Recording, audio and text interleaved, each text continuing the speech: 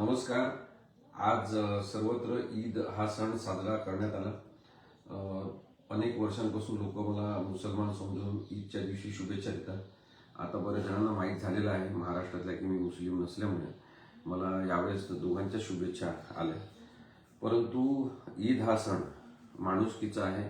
माणुसकी जपण्यासाठी, शांतता निर्माण करण्यासाठी आपण एकमेकांशी प्रतिबद्ध झालो पाहिजे. आपण एकमेकांना वचन दिलं पाहिजे. अशा स्वरूपाचं व्यापक रूप हे आपल्याला ईदचं आहे असं दिसते. परंतु ज्या पद्धतीने ईद हा सण साजरा व्हायला लागलेला आजकाल तो अत्यंत निषेधार्ह आहे हे सांगण्यासाठी मी हा लाईव्ह व्हिडिओ करतोय. ध्वनी प्रदूषण ही अत्यंत ज्वलंत समस्या झालेली आहे. आपण सगळेजण समाज मिळून, मग त्या समाजामध्ये हिंदू, मुसलमान, बौद्ध, शीख, पारसी, जैन सगळ्या धर्माचे लोक आले. हे सगळेजण मिळून आपण बहिरेपणाकडे वाटचाल करणारी एक परंपरा आणि रूढी निर्माण करत आहोत. डीजेच्या नावाखाली जो गोंगाट सुरू असतो सगळ्या सणांच्या मध्ये आणि उत्सवांमध्ये, त्याबद्दल आपण सगळ्यांनी बोललं पाहिजे. मी आज मुख्यतः ईदचा सण असल्यामुळे ईदमध्ये आज जे घडलं, महाराष्ट्रातून मला अनेकांचे फोन आले आणि अहिल्यानगर असेल, पुणे असेल, त्यानंतर सोलापूर असेल, नागपूर, या सगळ्या भागांमध्ये म्हणजे संपूर्ण महाराष्ट्रातच मोठ्या प्रमाणात डीजे वाजवून ईदच्या मिरवणुका काढण्यात आल्या. असं ईदचं स्वरूप आपण कधी पाहिलेलं नाही. उलट म्युझिक जे आहे त्याला विरोध करणारा कट्टरवादी मुस्लिम असतो. तो म्हणतो की नाही, आमच्या धर्मामध्ये म्युझिक हराम आहे असं ते म्हणतात. परंतु म्युझिकचा वापर मोठ्या प्रमाणात का झाला याचे कारण शोधायला पाहिजे. या पार्श्वभूमीवर हे सुद्धा सांगायला पाहिजे की जसं फराह चॅरिटेबल फाउंडेशन आहे पुण्यामध्ये, त्यांनी स्वतःच पोलिसांना निवेदन दिलं यावर्षी सुद्धा, आणि ते मागच्या 5-6 वर्षांपासून निवेदन देतात पोलिसांना की जे जे लोक ईदच्या मिरवणुकीमध्ये ध्वनी प्रदूषण करतात, कायदा मोडतात, त्यांच्यावर तुम्ही कारवाई करा, त्यांना अटक करा, गुन्हे दाखल करा.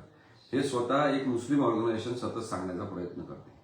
मला असं वाटते की सगळ्या धर्मामध्ये असे संवेदनशील लोक आहेत. हिंदू धर्मामध्ये संवेदनशील लोक आहेत, मुस्लिम धर्मामध्ये आहे, ख्रिश्चन धर्मामध्ये आहे, जे त्या नवीन वर्षाचं जे विकृत स्वरूप झालेलं त्याच्याबद्दल बोलत असतात.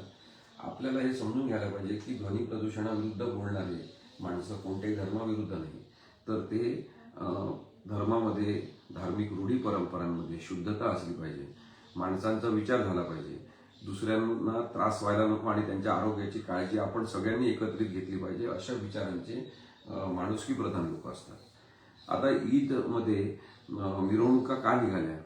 ढोल ताशे मोठ्या प्रमाणात वाजत असतात, मिरवणुका निघत असतात, ट्रॅफिक जॅम होत असते. लोकांना आज प्रचंड त्रास झालेला आहे अनेक शहरांमध्ये की जिथे ईदच्या मिरवणुकांमुळे ट्रॅफिक जॅम झालेली आहे. रस्त्यांवर वाहतुकीचा खोळंबा झालेला आहे. मोठ्या प्रमाणात लाऊडस्पीकर लावून अक्षरशः घरांमध्ये लोकांना कानठळ्या बसवणारे आवाज ऐकावे लागत आहेत. हे ईदचं स्वरूप कधीही नव्हतं. आणि जेव्हा मी माहिती घेतली तेव्हा मला कळलं की त्या भागातले काही हिंदू नगरसेवक, इतर धर्मांचे नगरसेवक, त्यांनी सुद्धा पैसे दिलेले आहेत की ईदची मिरवणूक मोठी काढा, आम्ही पैसे तुम्हाला देतो. आणि काही वेळा असं सुद्धा झालेलं आहे की जे धर्मांध स्वरूपाचे हिंदुत्ववादी आहेत, कट्टरवादी लोक आहेत काही, त्यांनी मुस्लिम समाजातल्या काही लोकांना विरोध केल्यामुळे इरेला पेटून काही जणांनी मुद्दामून ईद जास्त दिमागदार पद्धतीने साजरी करण्याच्या नादामध्ये डीजे लावलेले आहे. तर हे जे बदल्याचं वातावरण आहे, हे जे पेटवून देण्याचं, उकसवण्याचं वातावरण आहे, याच्यामध्ये आपण हा विचार करायला पाहिजे की आपण चांगल्या गोष्टींसाठी इतरांना प्रवृत्त करू शकत नाही का? त्यासाठी प्रोत्साहन देऊ शकत नाही का? आपण वाईट गोष्टींसाठी एकमेकांना का प्रोत्साहन देतो? मग पोलिसांची भूमिका जी आहे ती शंकास्पद राहिलेली आहे असं मला दिसते. ध्वनी प्रदूषणाच्या बाबतीत पोलीस सातत्याने दुर्लक्ष करीत आहेत. म्हणजे पुण्यातली एक मुस्लिम ऑर्गनायझेशन स्वतः म्हणते की तुम्ही ध्वनी प्रदूषण ईदच्या मिरवणुकीत करणाऱ्यांवर कारवाई करा. तर मग कारवाई काय होत नाही, गुन्हे का नोंद होत नाही? हा महत्वाचा मुद्दा आहे. याचं कारण एक आहे की काही पोलीस राजकीय झालेले आहेत आणि ते आपण समजून घ्यायला पाहिजे अत्यंत बारकाईने की मुस्लिम सणांच्या वेळेस ध्वनी प्रदूषण होऊ द्यायचं, त्यांच्यावर गुन्हे दाखल करायचे नाही, मुद्दा मग दुर्लक्ष करायचं आणि मग तीच रणनीती म्हणून वापरायची हिंदूंच्या सणांमध्ये आपल्या, आणि तिथे सुद्धा ध्वनी प्रदूषण मग माफ आहे अशा स्वरूपाचं वातावरण निर्माण करायचं. एकीकडे आपण पाहतो 12 वाजेपर्यंत संपूर्ण 10 दिवस सूट द्या अशी मागणी होते.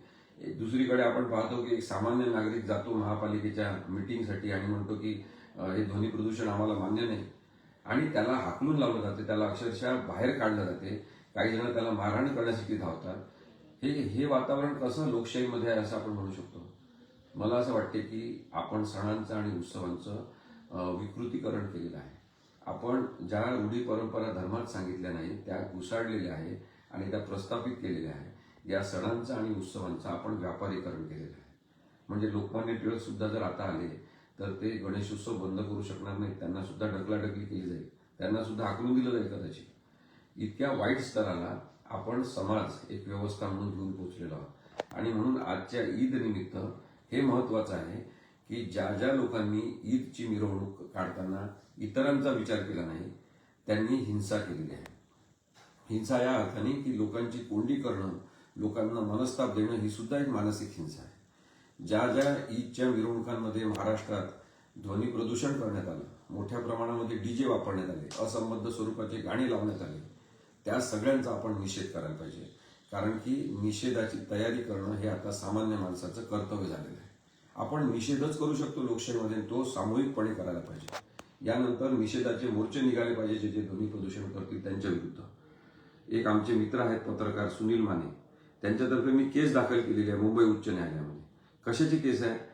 त्यांनी सांगितलं की जी आंबेडकर जयंती साजरी ज्या पद्धतीने होते त्यातून आंबेडकरांचा अपमान होतो. आंबेडकरांच्या जयंतीमध्ये डीजे वाजवले जातात, घाणेरडे अश्लील नृत्य केले जातात. अशा प्रकारची आंबेडकर जयंती साजरी करणं म्हणजे डॉक्टर बाबासाहेब आंबेडकरांचा अपमान आहे. त्यामुळे ध्वनी प्रदूषण मुक्त आंबेडकर जयंती साजरी झाली पाहिजे अशी मागणी करणारी याचिका सुनील माने यांच्यातर्फे मुंबई उच्च न्यायालयामध्ये आम्ही दाखल केली आहे. सगळ्या धर्मामध्ये असे लोक आहेत, त्यांची संख्या वाढली पाहिजे, त्यांना संरक्षण मिळालं पाहिजे. तरच आपण ध्वनी प्रदूषणाच्या प्रश्नासंदर्भात व्यापक मोहीम सुरू करू शकतो. शांतता ज्या समाजामध्ये असेल तिथे माणसांचे डोके सकारात्मक पद्धतीने चालतील आणि नकारात्मक विचार नष्ट होतील. आपण गोंगाट करून, ध्वनी प्रदूषण करून जे काही उत्सवाचं विकृतीकरण केलेलं आहे त्याच्यामध्ये आपण स्वतःला विचार करण्यासाठी कोणतीही संधी देत नाही. चांगला विचारच आपल्या मनात येऊ नये आणि तशाच प्रकारच्या गोंगाटांनी थकून जाऊन आपण झोपून जायचं, याच्यामध्ये आपली कर्तव्य क्षमता, कार्यक्षमता सुद्धा कमी होते. या सगळ्या गोष्टींचा विचार आपण केला पाहिजे, नाहीतर आपण समाज म्हणून बहिरेपणाकडे वाटचाल करतोय हे नक्की मला आपल्याला सांगायचं आहे. ज्या ज्या मुस्लिम बांधवांनी ईदमध्ये धुमाकूळ घातला, डीजे वाजवला, ढोल ताशा मोठ्या प्रमाणात वाजवले, ध्वनी प्रदूषण केलं आणि शहरांमध्ये ज्यांनी ट्रॅफिक जॅम केली, वाहतूक कोंडी केली, सामान्य माणसाचं जीवन जगणं मुश्किल करून टाकलं, त्या सगळ्यांचा आज ईदच्या निमित्त मी जाहीरपणे निषेध करतो.